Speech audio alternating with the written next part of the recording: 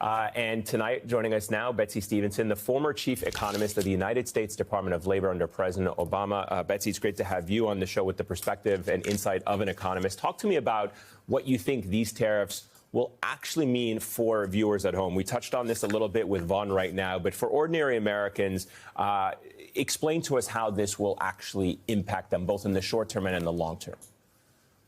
Well, obviously, ordinary Americans who are relying on their savings, retirees, are already seeing that they're taking hits to what they have. But I think what we're really going to see is price increases, and they will happen pretty quickly. We might not see them tomorrow. We might not even see them next week. But I think within the end of the month, if these tariffs stick, I don't think there are a lot of companies out there that aren't going to be able to withstand paying these tariffs without passing it on to their customers quite quickly. So I think we're going to see a spike in prices and inflation. And we already see that in the data on inflation expectations. So people are expecting inflation to be higher.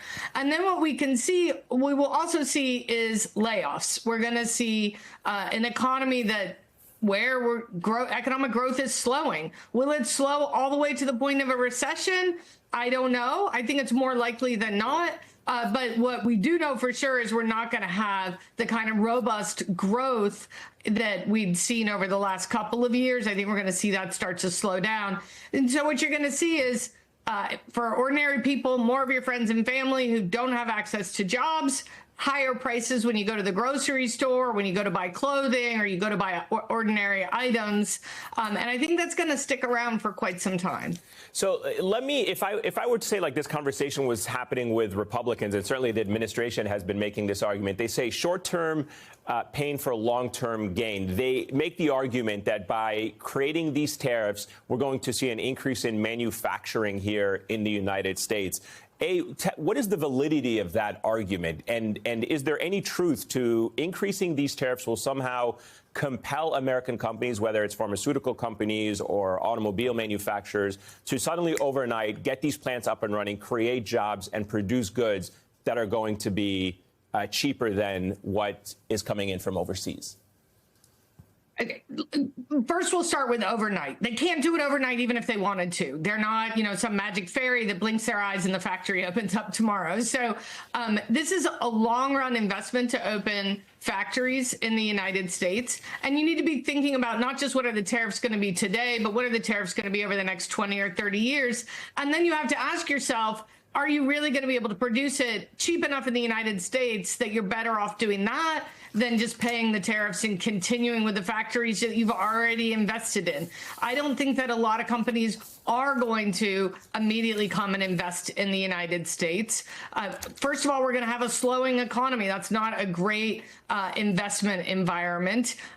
We're also going to have less stable prices with higher inflation, also not the best environment for investing. But let's put some numbers on all of this. We have 13 million Americans who work in manufacturing, and we have 123 million Americans who work in the private sector, not for government, the private sector, in non-manufacturing jobs. Yes, maybe let's say that he is vindicated and we get 2 million new manufacturing jobs. So we go from having 13 million to 15 million.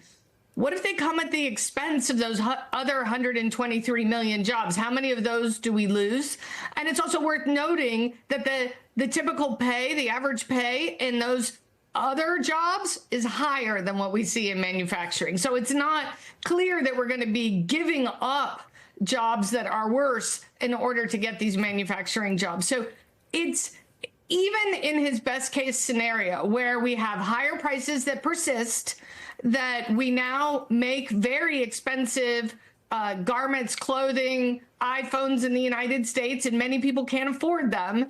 So we have smaller sales. That those are the kind of jobs that the American public wants. American public wants high-paying jobs, not low-paying, low-skilled assembly jobs.